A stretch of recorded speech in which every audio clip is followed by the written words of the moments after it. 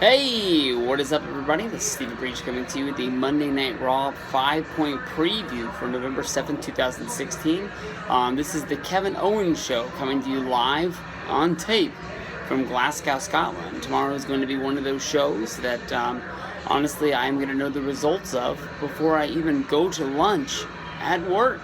I know that, honestly, when you look at the ratings, wrestling does not really take a hit from the fact that the spoilers are already up online. It's one of the things that sort of points to the fact that the real wrestling fan is not as hardcore as a lot of people think they are. With Facebook and Twitter being as popular as they are in the world, there are still wrestling fans out there that will watch the show even if there are spoilers, or are cautious enough to stay away from spoilers, or just don't even care that the spoilers are out there and they're going to watch the show one way or another.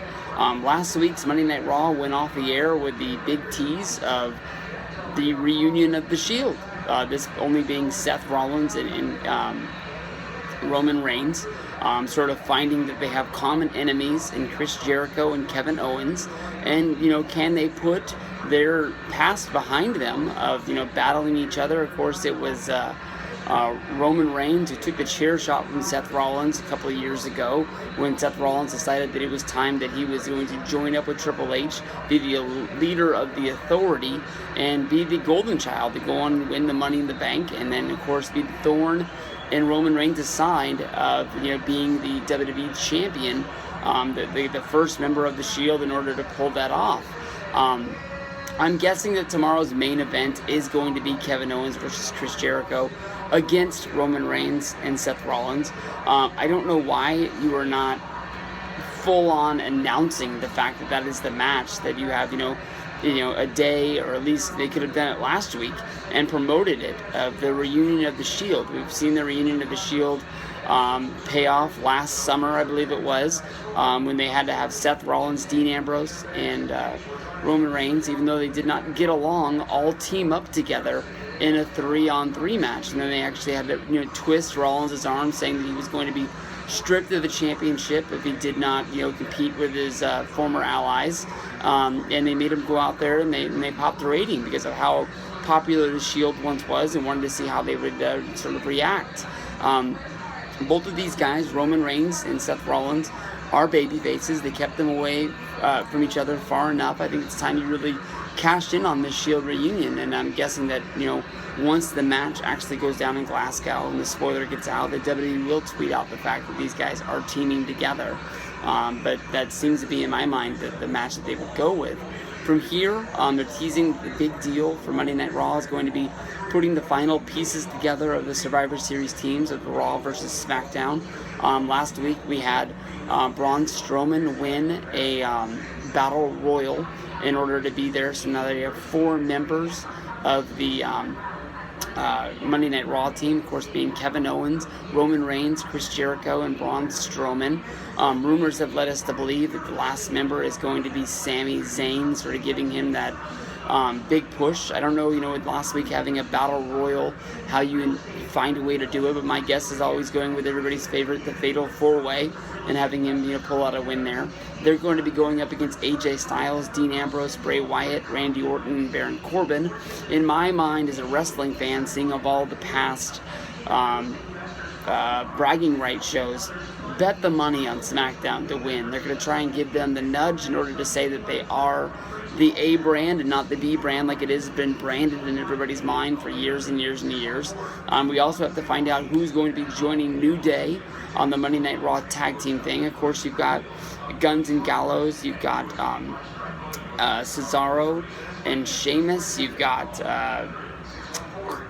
Enzo and Kaz, and I don't know who the last team's going to be, maybe the Shining Stars or something like that. They're going to be going up. I don't think they've said who the SmackDown tag teams are going to be, but in the women's one, you've got Becky Lynch, Naomi, Alexa Bliss, and Carmella going up against, I think all we know is that it's going to be Bayley, Charlotte, and Nia Jax. So there's still 2 more teams out there, 2 more ladies to be named. I'm guessing that it's going to be Becky Lynch. Not Becky Lynch, I apologize. Dana Brooke. And who else is out there on Monday Night Raw? I don't even know. shoot, I got no clue who the last woman's going to be. I can't even think of anybody else in the women's division that is on Monday Night Raw. We haven't seen Alicia Fox on there since she got beat up by Nia Jax, so maybe it's her, but maybe they got somebody that I'm not thinking of as well. So, of course, on SmackDown, we had the challenge of Dolph Ziggler challenging anybody on Monday Night Raw. My guess, especially with everybody going to be in Glasgow, that we might see The Miz show up on Raw tomorrow and debut, saying that he is a Raw competitor. He has signed a deal with Stephanie and Mick Foley, finding some way to get out of the deal with SmackDown, even though he did just renew his contract and storyline, and challenge Dolph Ziggler for the Intercontinental Championship, finding a way to keep going with their feud. Of course, they had a really awesome match at No Mercy, and they've had a few tag matches on SmackDown, but I don't think they've done the one-on-one Ziggler versus Miz rematch yet, and I think it would be some sort of one way to sort of swing the Miz to make him look like he's going to mean something, as well as having a big match with Ziggler on the pay-per-view.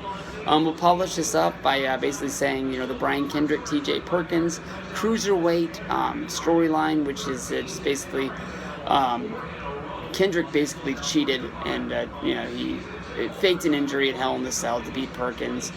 Perkins deserves a rematch. When he gets that rematch, I'm not quite sure, but they're trying to light a fire in TJ Perkins, trying to find something to sort of jumpstart him as his character is sort of meaning something. He's got that video game sort of background, which is pretty cool, but at the same time, you need something to really show that he cares about this, and that he is better than just being a guy that's going to go out there every week and try and entertain.